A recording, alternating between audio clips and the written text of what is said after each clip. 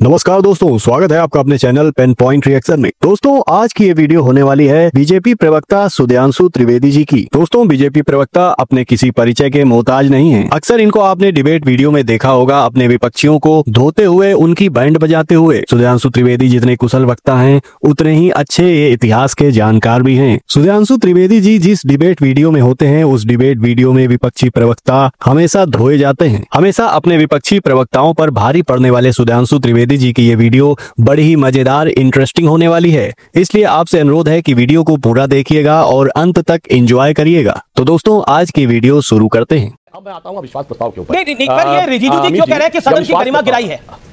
अरे भैया, पूरी बात हो जाए आपको समझ में आ जाएगा। मैं इसी में बताता रहा हूं, अभी देखिए पूरा विस्तार से समझ में आएगा। 20 सेकंड। ये जो राष्ट्रपति उपराष्ट्रपति के विरुद्ध अविश्वास प्रस्ताव लाए हैं, 30 सेकंड में बता देता हूं। ये केवल एक सिंगल थोड़ी है, तो 7-8 साल से भारत की हर व्यवस्था पर अविश्वास पैदा करने का प्रयास है। नंबर 1, राफेल को लेकर इन्होंने एयरफोर्स पर अविश्वास पैदा करने का प्रयास किया। देन इन्होंने सर्जिकल स्ट्राइक को लेकर आर्मी पे अविश्वास करने का प्रयास किया। फिर इन्होंने एचएएल के विरुद्ध अविश्वास किया कि एचएएल बर्बाद हो गया। 29,000 करोड़ का उसका प्रॉफिट है, रेवेन्यू है पिछले साल। फिर इन्होंने कहा एलआईसी बर्बाद हो गया, एलआईसी का ऑल टाइम हाई प्रॉफिट है। फिर इन्होंने कहा एसबीआई बर्बाद हो गया, एसबीआई का ऑल टाइम हाई प्रॉफिट है। फिर इन्होंने कहा सेबी खराब हो गया, सुप्रीम कोर्ट ने क्लियर कट क्लीन चिट दी। फिर इन्होंने कहा कि इंटेलिजेंस में पेगासस की घुसपैठ हो गई, सुप्रीम कोर्ट ने पूरी क्लीन चिट दी। फिर इन्होंने कहा इलेक्शन कमीशन गड़बड़ हो गया है। फिर इन्होंने कहा ईवीएम गड़बड़ हो गया है। अब ये जो सोरोस की सबमरीन है, उसका मिसाइल अब सरफेस पे आ गया है। अब भारत के कॉन्स्टिट्यूशनल ऑफिसेस पर अटैक होने जा रहा है। तो कांग्रेस सोरोस का जो रिश्ता है, मुझे समझ में नहीं आता।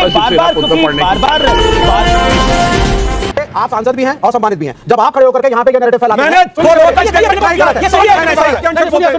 Talk in that tone.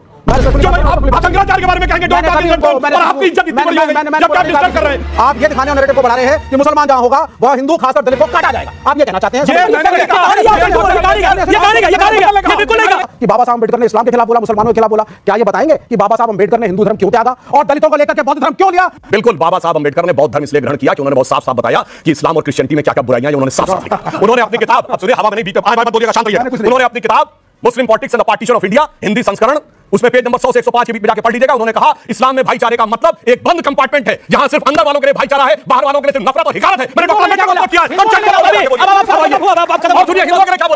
Hindu समाज में भी बुराइयां, सुनो मैं बोल रहा हूं, हिंदू समाज में उन्होंने कहा बुराइयां हैं, मगर हिंदू समाज में कम से कम उन बुराइयों को पहचानने और सुधारने के लिए प्रयास अंदर से होते हैं। मुस्लिम समाज तो अपने अंदर की बुराई मानने को भी तैयार नहीं होता, इसलिए वहां सुधार की कोई गुंजाइश नहीं है। मुसलमान है, उसमें भी कई सारी जाति, जो संभल में झगड़ा हुआ, ये तुर्कों और मतलब आपका जो सांसद है तुर्क था और जो विधायक है पठान है, तुर्कों और पठानों का झगड़ा था। आपको लगता है सर भारतीय जनता पार्टी? नहीं, आपसे सवाल पूछा। अरे मैं तुर्कों की पठानों की बात कर रहा था। अच्छा, मुसलमानों में जातियां होती है कि नहीं होती? देश के संविधान की बात। नहीं, मैं कह रहा हूं संविधान की बात। अभी आप हिंदू धर्म की बात कर रहे थे, उसमें जातियां हैं, मुसलमान में अरे उसमें जातियां होती है कितनी? मैं फिर बता रहा हूं, कितनी देश के संविधान में पिछड़ी जातियों का जिक्र है, जातियां संवैधानिक दर्जे के हिसाब से रखी गई हैं। ये एससी एसटी ओबीसी के आरक्षण का कितना बढ़िया ध्यान रखते हैं, पूछिए। अलीगढ़ मुस्लिम यूनिवर्सिटी, जहां मुस्लिम पक्के हो गए मेजॉरिटी में, एससी एसटी ओबीसी रिजर्वेशन साफ। Jamia Millia Islamia 2012 SC ST OBC का रिजर्वेशन साफ। कश्मीर हो गई Muslim majority state, SC ST OBC का रिजर्वेशन साफ। बांग्लादेश की बात हो रही है आज से 80 साल पहले, तो जो कास्ट कॉन्फ़िगरेशन वेस्ट बंगाल में था, ईस्ट बंगाल में था, वो कहां चले गए एससी एसटी ओबीसी बंगाल वाले? वो 32% से 7% हो गए, 25% कहां गए? कट गया, कन्वर्ट हो गए।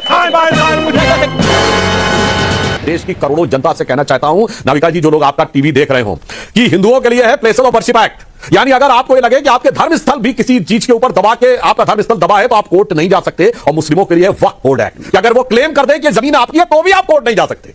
देखिए कितना सुंदर न्याय किया है सेकुलर सरकारों ने, कि अगर आपको लगे कि आपका धर्म स्थल दूसरे का है, तो आप कोर्ट नहीं जा सकते, उन्हीं का माना जाएगा। और वो कहते हैं कि जमीन आपकी है, तो भी आप कोर्ट नहीं जा सकते, वो उन्हीं की मानी जाएगी। और आपके लिए तो सन 47 का बार लगाया गया। मगर वक्फ बोर्ड में अगर कहते फला नवाब ने 300 साल पहले दिया था, तो जमीन उनकी। फला बादशाह ने 400 साल पहले दिया था, तो जमीन उनकी। 150 साल पहले दिया था, तो जमीन इनकी। ये जो अद्भुत न्याय किया है, क्या संविधान की रक्षा की है, अद्भुत रक्षा की है। मैं दर्शकों विवेक पे छोड़ता हूं और सारे प्रबुद्ध दर्शकों से कहता हूं, प्लेसेस ऑफ वर्शिप एक्ट भी पढ़िए और वक्फ बोर्ड का चेंज किया हुआ एक्ट 2013 का पढ़िए, फिर आपको समझ में आएगा कि इस देश में शरिया को सुप्रीम कोर्ट से ऊपर किया गया है। इसीलिए 2014 से पहले यह देश संवैधानिक दृष्टि से आंशिक मुस्लिम राष्ट्र था। श्री पटेल जी के उस 6 साल के दौर को छोड़कर अब हमने उसे वास्तविक सेकुलर राष्ट्र बनाने का प्रयास किया।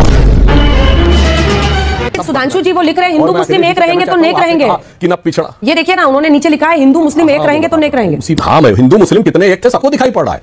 हमारे जमाने में हिंदू मुस्लिम ही एक नहीं है, मुसलमानों में भी सब एक है। बैठे भदौरिया जी पूछिए, 80 के दशक में शिया सुन्नी के दंगे होते थे और शियाओं का मदे साहबा का जुलूस निकलना बंद हो गया था। कल्याण सिंह जी की सरकार में 99-2000 के आसपास शुरू हुआ था। और अभी कश्मीर में लंबे समय के बाद मुहर्रम का शियाओं का जुलूस शांतिपूर्वक निकला है, वो भी हम ही करवाते थे क्या? हकीकत क्या है कि इनकी है विभाजनकारी राजनीति। कितने एक थे, सबसे ज्यादा दंगे इनके दौरे हुकूमत में हुए, आर्मी बुलानी पड़ी इनके दौरे हुकूमत में। और मैं एक बात और भी कह दूं, देखिए जो ये कहने का प्रयास करते हैं पीडीए नहीं बटेगा, पहली बात तो पीडीए का मेरा फुल फॉर्म यह है कि परिवारवादी, दबंग और अपराधी, ये तीन स्तंभ हैं समाजवादी पार्टी के। मगर फिर भी मैं कहना चाहता हूं, बटने की क्या बात करते हो मेरे भाई अखिलेश जी? आपके पिताजी मुलायम सिंह जी ये दावा करते थे कि वो सबके नेता, कहां रह गए सबके नेता? दलित तो अलग हो गए थे, मायावती अलग हो गई थी, फिर पिछड़े अलग हो गए थे, वो अपने यादवों के नेता होने का दावा करते थे, और वो दावा भी उत्तर प्रदेश तक सीमित था। तो लालू प्रसाद यादव जी दावा करते थे तो वो दावा सिर्फ बिहार तक सीमित था, और जब सत्ता देने की बात आई सिर्फ परिवार को देते। अच्छा, बटोगे तो कटोगे का मतलब क्या है? जरा हम लोग को मतलब समझाइए, पहले समझिए। बटने से कटने का मतलब यहां पे चुनाव होता तो कुछ नहीं था। हाँ। जहां पर देश में हिंदू कमजोर पड़ गया वो हिस्सा देश से कट गया। और मैं उदाहरण देना चाहता हूं, जो लोग कहते हैं ना पढ़ाई पे, लिखाई पे, मुद्दे की बात पे, विकास पे ध्यान दो, तो मैं उनसे कहना चाहता हूं श्रीनगर में सबसे पढ़ी लिखी कम्युनिटी, सबसे डेवलपमेंट ओरिएंटेड कम्युनिटी, सबसे बिजनेस वाली कम्युनिटी कश्मीरी पंडित थे, 6 महीने में साफ हो गए। लाहौर में 1947 में 75% पॉपुलेशन हिंदू और सिख की थी, 90% बिजनेस पढ़ाई सब में वो आगे थे, 6 महीने में साफ हो गए।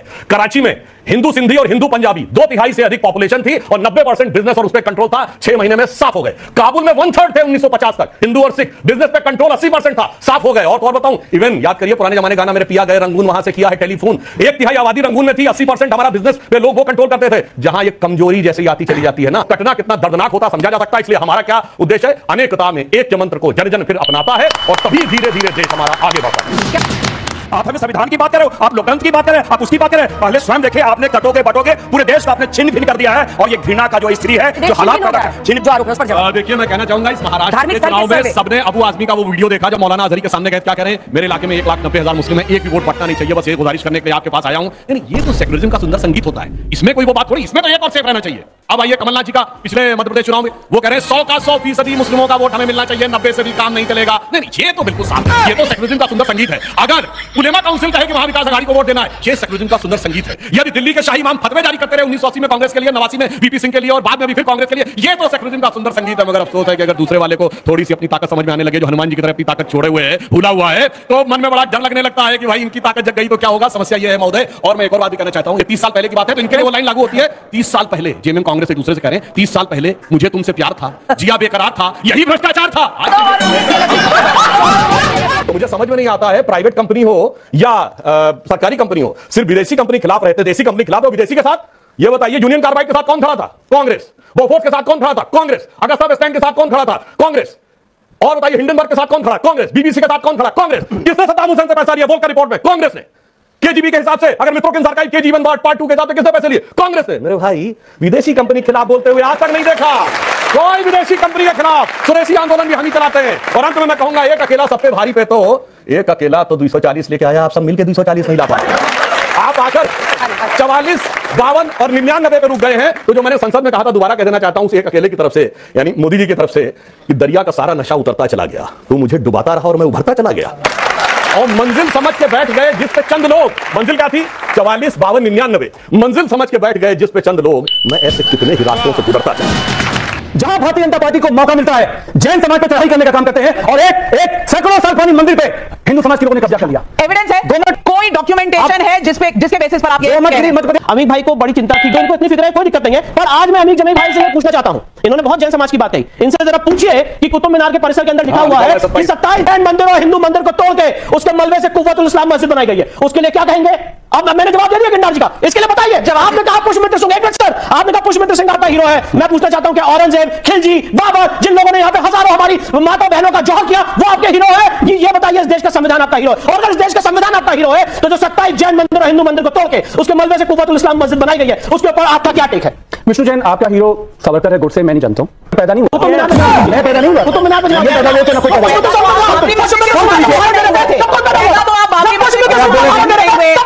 आप ज्ञानवापी के जमाने में भी नहीं हुए। तो दोस्तों वीडियो आपने देखी, उम्मीद करते हैं आज की वीडियो आपको पसंद आई होगी। आज की इस रिएक्शन वीडियो के ऊपर आपकी जो भी राय है, जो भी कमेंट हैं, कमेंट बॉक्स में कमेंट करके जरूर बताइए। जो लोग चैनल पर पहली बार आए हैं, चैनल को सब्सक्राइब करें, जिससे कि आपको ऐसे ही लेटेस्ट डिबेट वीडियो लगातार मिलती रहे। तब तक के लिए आप स्वस्थ रहिए, सुरक्षित रहिए। नमस्कार, जय हिंद, जय श्री राम।